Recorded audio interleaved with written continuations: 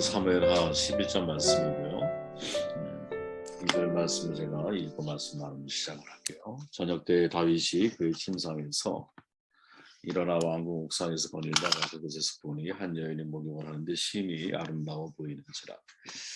고독의 힘을 기르라 라는 제목이고요. 내용을 좀 정돈해 보면 11장은 유명한 다윗과 밧세바 이야기를 소개하죠. 다윗이 우리아의 아내 밧세바와 동침해서 아이를 임신하고 밧세바의 남편 우리아를 전쟁에 죽게 만들죠. 그런 다윗의 모든 행동은 하나님 보시기에 매우 악했다 이렇게 기록을 하고 있습니다. 이스라엘을 통일하고 권력과 부를 얻었고 정상의 자리에 선 다윗, 그리고 이어지는 모습이 성적인 타락과 잔혹한 살인 계획이 진행되고 있죠. 이 사건을 계기로 해서 과거와는 전혀 다른 다윗의 모습을 우리는 목격을 하게 되거든요.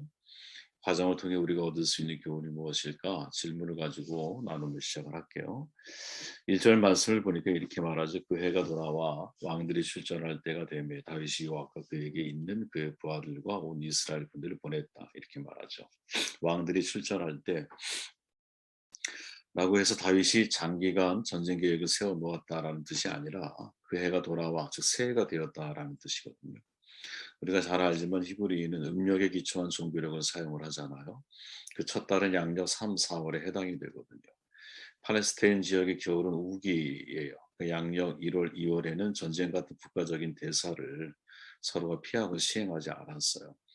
왕들이 출전할 때가 되매라는 것은 이제 봄이 되어서 전쟁을 다시 시작할 수 있는 때가 되었다. 이런 뜻으로 이해하면 옳다고 봅니다.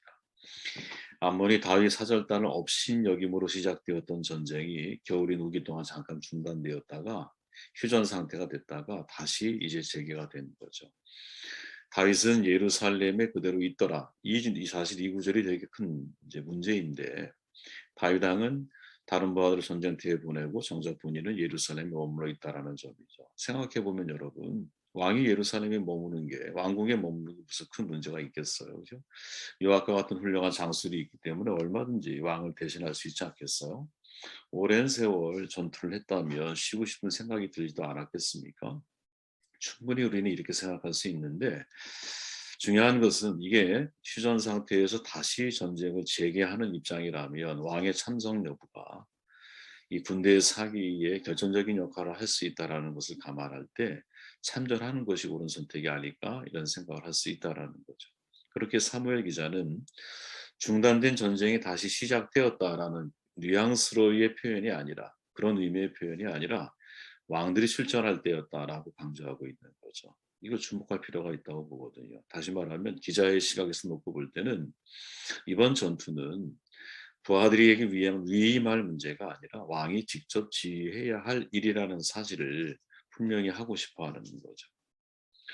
저는 여러분 리더는 위임을 잘해야 한다고 늘 생각을 하거든요. 적절한 위임이 필요해요. 그러나 때로 결코 위임하지 말아야 할 일도 분명히 있는 거죠. 모세가 할 일이 있고요. 제사장 레위인들이 할 일이 있어요. 백성들이 할 일이 따로 있는 거거든요. 모세가 해야 할 일은 여러분 제사장이 대신할 수는 없잖아. 신의 산 정상은 하나님 모세에게 올라오라고 말하는 거죠. 그죠? 가정도 마찬가지죠. 부모가 할 일이 있고 자녀가 할 일이 있는 거예요. 교회도 마찬가지죠. 목사가 할 일이 있다면 성도가 할 일이 있는 거거든요. 저마다 누군가에게 위임할 수 없는 고유한 자기 책임이 있다고 저는 생각을 해요. 최근 리더십을 논할 때 델리게이션이라고 그러죠. 권한 위임에 대해서 많은 이야기가 나오는데 리더가 모든 일에 관여하지 않고 다른 사람들에게 적절하게 일을 맡김으로 모두가 한 단계 성장할 수 있도록 돕는 거 중요한 리더십이다라고 말을 해요. 그런데 과연 그때 리더가 어떠한 일이라도 직원에게 맡겨도 괜찮은 것일까? 이 질문은 사실은 우리가 진지하게 던져봐야 할 질문이라는 거죠. 헤드헌팅 회사의 이제 크리에이티브 니치의 길버트 최고 경영자가 이런 말을 해요. 최고의 리더가 권한을 위임하지 않은 한 가지라고 하는 제목의 글을 발표를 했는데 헤드헌팅 여러분 잘 들어보셨죠? 인재를 발굴하고 인재를 채용하는 그런 역할을 하는 거예요. 헤드헌팅 말 그대로. 그렇게 이 사람은 포기할 수 없는 리더가 최고의 리더가 위임하지면 안 되는 한 가지가 뭐냐? 이 길버트의 입장에서는 그게 인재 채용이라는 거예요. 인재 채용. 그렇죠. 왜냐하면 해외 사업을 확장하거나 자신의 인재를 어떤 헌팅, 그들을 이제 채용을 하고 그들을 이렇게 이제 연결을 하는 과정에서 한 명의 인재를 선출하는 것이 얼마나 중요한 문제인지 본인이 뼈저리게 그것을 경험을 했기 때문에 이런 말을 하는 거죠. 저는 여러분 같은 질문을 우리에게 던져보기를 원하는 거거든요. 우리가 어떠한 자리에서도 여러분들은 리더가 아닌 것 같으면 리더의 자리에 항상 어느 하나는 발을 걸치고 있잖아요. 집에서는 부모로서의 리더가 될 수 있고, 그죠? 사회에서는 내가 맡은 역할에서의 리더가 될 수 있잖아요. 교회에서는 각각의 직분자로서의 리더 역할을 감당해야 할 것들이 있을 거예요, 분명히. 그 자리에서 한번 질문을 던져보자라는 거예요. 우리가 영적인 리더, 신앙의 리더로서 권한을 위임하지 말아야 한 가지가 뭘까? 그 질문에 대한 답을 우리 스스로 좀 찾아야 되지 않을까? 이런 생각을 하게 되었어요. 왕들이 출전할 때, 즉 명확하게 주어진 자기 책임은 위임해서는 안 되는 거죠. 이제 왕들이 출전할 때요. 내가 감당해 줘야 할 몫인 거야. 초기 교회 공동체 문제를 해결해 갈 때 여러분, 사도들은 말씀과 기도에 집중하잖아요. 그 책임을 붙들겠다라는 거예요. 그죠? 이거 절대 위임하지 않겠다라는 거예요. 그리고 집사들을 선출을 해서 구제의 문제를 위임을 하잖아요. 그죠? 그리고 해결을 하는 거예요. 정확한 자기 책임 외의 것들은 위임의 기술을 배울 필요가 있고 위임하기 이전에 이것이 나에게 주어져 있는 책임인지 아니면 누군가에게 위임해서 해결해야 할 문제인지에 대해서는 스스로 명확한 기준을 가지고 움직여야 할 책임이 리더에게는 분명히 있다. 그런 생각을 하게 되었습니다. 2절 말씀을 다시 보면 저녁 때에 다윗이 그의 침상에서 일어나 왕궁 옥상을 거닐다가 그러다가 한 여인을 보게 된 거죠. 그죠? 자, 다윗은 부하들이 전쟁터에 나갔어요. 그죠? 근데 저녁 때 침상에서 일어나는 사람으로 묘사가 되죠. 이 장면을 어떻게 이해해야 할까? 다윗이 오랜 전쟁을 통해서 피곤했기 때문일까? 그럴 수 있죠. 혹은 게으른 걸 나타내는 때문일까? 이것도 옳을 수 있죠. 아니면 직무유기인가? 이것도 또 옳은 말일 수 있어요. 그죠?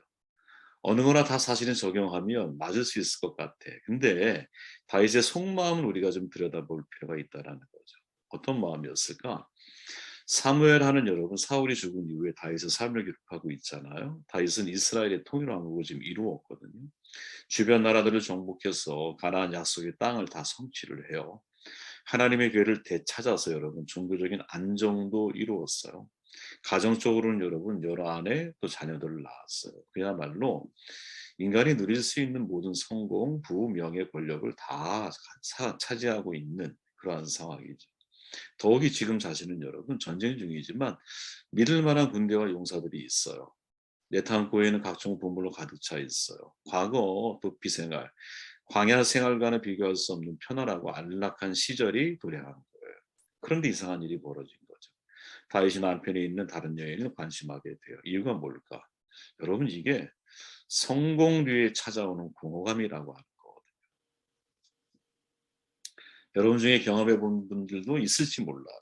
우리가 어떤 목표를 성취하고 나면 그 이후에 마치 뭐 정확한 비유가 될 수는 없지만 우리가 생명 아이를 출산하고 난 산모가 출산하고 난 이후에 무언 우울증을 경험을 하잖아요. 그죠? 마치 성공도 이런 따르는 질환이 있다고 저는 봐요. 무엇 목표를 성취하고 나면 그 이후에 찾아오는 공허감이 있는 거거든요. 밤에 잠을 자지 못하고 왕궁 옥상을 거닐었다라는 것 공허감의 표현이 아닐까 이런 생각을 했습니다. 저는 이것을 성공의 저주라고 표현하고 싶거든요. 성공은 여러분 그 속에 저주가 있어요. 그게 뭐예요? 해결되지 않는 뭔가 텅 빈 공허감이 찾아올 수 있다라는 거죠. 인간의 욕구는 여러분 생존을 위해서만 작동하는 것이 아니거든요. 심리학자들이 늘 말하잖아요. 점점 더 하나의 욕구를 해결하면 점점 더 상위 욕구들로 상승하게 되어 있는 게 인간이에요. 허기를 면하면 배고플 때는 허기를 면하면 좋겠지. 근데 허기를 면하고 나면 여러분 맛집을 찾게 되고요. 입맛을 충족하게 되면은 분위기 있는 카페 같은 데서 먹고 싶어 하는 것이 인간인 거예요. 광야에서는 여러분 잠자리 하나만 편해도 행복했겠죠. 근데 막상 편안한 집을 얻게 되면 또 다른 욕구가 생기는 것이 인간이거든요. 인간의 그러한 상승 욕구가 이기적일 때는 여러분 죄를 만들게 되고 이타적일 때는 선을 양산하게 되어 있는 거예요. 지금 다윗은 그 욕구가 이기적인 방향으로 흘러가는 거죠. 거죠. 왜? 모두가 다 지금 싸우고 있는데 자기 자신을 위해 집중하고 있어. 그러다 보니 그 욕구가 무엇? 이기적인 것에 의해서 죄로 흘러가게 되어 있다는 거죠. 플라토 신드롬이라고 하는 말이 있어요. 여러분. 고원에 있는 평지를 뜻하는 말이거든요. 그러니까 고원까지 올라가는데 얼마나 힘들어요. 근데 목표가 있잖아. 어려움을 극복을 해. 근데 원하는 것을 달성하고 갔더니 무엇 평지가 있는 거야. 이런 위기를 겪게 된다라는 거죠. 달리 표현해 보면 명확한 목표가 있을 때는 힘들어도 고난이 와도 실패가 와도 어떠한 좌절도 견뎌낼 수 있어요, 여러분. 근데 목표가 있으면 선수들이 왜 그 고통을 견뎌냅니까? 목표가 있으니까. 근데 목표를 이루고 나면 목표를 상실한 사람처럼 살아가는 거예요. 그래서 넘어지는 거예요. 선질로 생각하면 넘어질 거 조심해야 하는 이유가 여기에 있는 거죠, 여러분. 그래서 목표를 완성하는 공허감이 찾아온다면 여러분들이 질문해 보는 거예요. 그것은 여러분들이 맞추고 있는 관역을 다시 한번 살펴야 되는 거예요. 내가 지금 정확한 인생의 관역을 맞추고 있는가. 흔들리는 관역에 화를 조준했기 때문에 공허감이 찾아오는 거거든요. 흔들리는 관역에 여러분 조준하면 안 돼요. 우리의 관역은 여러분 인간적인 성공 목표가 아니에요. 하나님께 맡기신 사명이거든요. 저는 여러분 바울이 정말 대단한 사람이라고 보는데 왜 과거 화려한 삶을 살았기 때문인지 모르지만 예수를 믿은 이후의 삶은 오직 한 방향이야. one side, one side이다. 다른 길을 생각하지 않았던 사람인 것 같아요. 바울이 말하잖아요. 전제와 같이 내가 벌써 부어지고 나의 떠날 시각이 가까웠다. 나는 선한 싸움을 싸우고 나의 달려갈 길을 마치고 믿음을 지켰다. 이제 이후로는 나를 위해서 의의 면류관이 예비되었다. 죽음이 눈앞에 있는 거야. 전제, 시체에게 뿌리는 기름이잖아요. 그죠?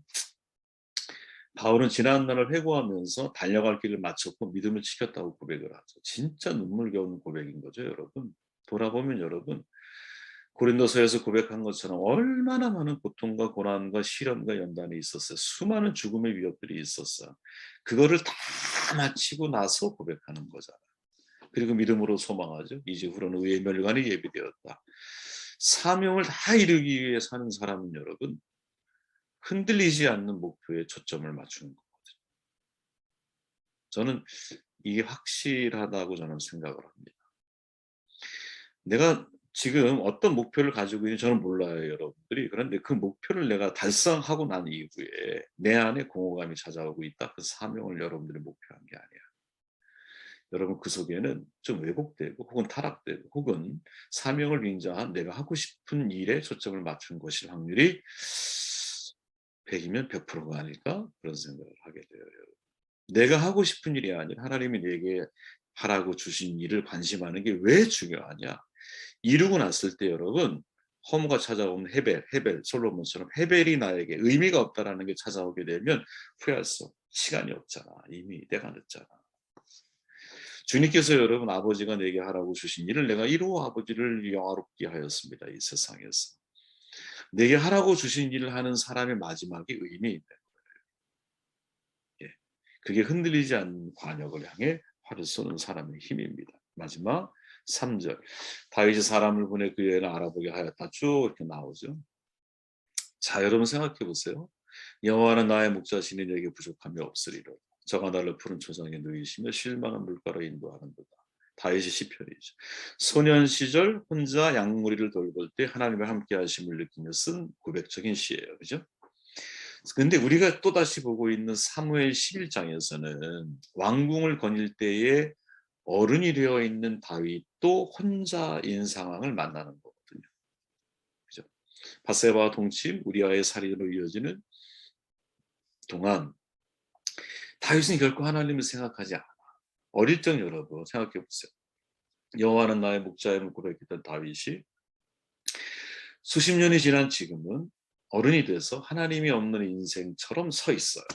여기서 한 가지 중요한 교훈을 우리가 얻는다는 거죠. 그게 뭘까요? 고독력의 중요성이에요. 고독의 힘입니다. 고독의 힘. 모든 인간은 혼자 있는 삶을 통해 존재하는 거거든요. 죽을 때도 마찬가지예요. 사랑하는 가족과 친구, 영원한 동행자가 될 수가 없어요. 세상에 살 때도 여러분 가족과 친구, 동료가 있지만 수시로 인간은 홀로 남겨지는 존재예요. 우리 인생은 여러분 누군가와 함께 있는 시간을 통해서도 값진 것들이 있겠지만 내가 혼자 있는 시간을 어떻게 사용하는가에 따라서 인생이 상당히 많이 달라질 수 있어요. 혼자 있을 때 나는 어떻게 살아가야 하는가? 고독을 통해 무엇을 생각하고 무엇을 추구하고 있는가? 홀로의 시간을 하나님 없이 살아가는가? 하나님을 의식하며 내가 살아가고 있는가? 여러분, 무척 중요한 문제라고 생각합니다. 최대한 신부님이죠. 매스컴에 알려진 신부님인데, 나 자신부터 돌봐야 합니다라는, 제가 최근에, 여러분 조그만 소책자예요. 그만한 소책자인데 안 보이네요. 한번 좀 기회 되면 보셨으면 좋겠어요. 이렇게 말해요. 자신을 돌보는 법과 자기 배련의 인생 전체, 인간의 인격 전체를 볼 수 있는 정신적으로 지성적인 접근법을 필요로 합니다. 철학자 소크라테스는 이러한 철학적 차원의 자기 배려를 혼을 돌보는 것이라고 가르쳤습니다.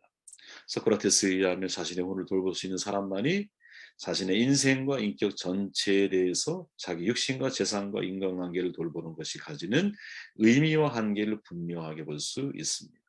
이런 사람이라면 삶의 영역에 관한 다양한 자기 배려를 적절하게 올바르게 행할 수 있을 겁니다. 자기를 돌보고 배려하는 것. 저는 여러분 이거 우리는 보통 그렇게 잘 못 살아왔잖아요. 여러분도 대부분 그렇잖아요. 그죠? 스피노자는 이걸 코나투스라고 하는 용어로 표현했는데 홀로 있을 때 자기를 돌보는 법을 훈련해야 한다는 거죠. 혼자 있는 삶을 성공적으로 살아내는 사람이 성공할 수 있는 거예요. 혼자 있을 때 정직할 수 있는 사람이 사회정의를 실현할 수 있는 거예요. 혼자 있을 때 진실해야 함께 있을 때 진리를 추구할 수 있는 거예요. 혼자서 자기 길을 걷는 사람이야말로 진짜 함께 걸어갈 수 있는 사람이거든요. 이걸 잊으면 안 돼요, 여러분. 혼자 목동의 일을 감당했던 소년 다윗, 골리앗과 싸움 이후에 여러분 혼자의 시간을 잃어가죠. 누가? 다윗이. 과정을 한번 추적해 보세요. 사울왕과 함께 해야 했고 요나단과 함께 해야 했어요. 그리고 자신이 공무원이 되었을 때는 백성들과 함께 해야 했어요. 아둘람굴에 피신했을 때는 비류들과 함께 해야 했어요. 그죠? 그 이후로 다윗은 혼자의 시간이 별로 없어요. 다윗이 잃어가고 있는 게 뭘까요? 그게 고독력이라고 하는 거예요. 사실 혼자라는 단어는 듣기만 해도 외로움이 느껴지죠. 아무도 없는 빈 공간에 철저히 외로움을 느껴본 사람은 이 혼자의 고통을 알아요. 저도 경험했고 여러분도 경험했을 거예요. 군중성의 고독, 야 이거 경험해 본 사람이 알죠. 그러나 혼자 있을 때 나의 생각과 나의 행동이 내 진짜 모습이거든요. 그리고 혼자 있을 때 나를 다스릴 수 있는 사람이 진짜 성인의 경지에 이른 사람이라고 생각할 수 있어요. 주님이 혼자 있을 때 뭘 하셨을까? 새벽 아직 밝기도 전에 예수께서 일어나 나가 한적한 곳으로 가사 거기서 기도하시더니 주님은 혼자 있는 시간을 마련할 때마다 하나님과의 만남의 시간을 만드시죠. 이것이 주님의 진심이었다라는 말이야. 저는 이렇게 정리하고 싶어요. 여러분 혼자라는 말 제 나름대로의 해석이에요. 네. 뭐 한자에도 없는 스스로 혼을 돌보는 시간이 아닐까 라는 생각을 해봤어요. 그냥 한자로처럼 그냥 해석해 본 거죠. 혼자 스스로 나의 영혼을 돌보는 시간. 스스로 나의 영혼을 돌볼 수 있는 사람이 진짜 다른 사람을 돌볼 수 있는 사람이 되지 않을까? 저 여러분도 이런 사람이 되길 바랍니다. 말씀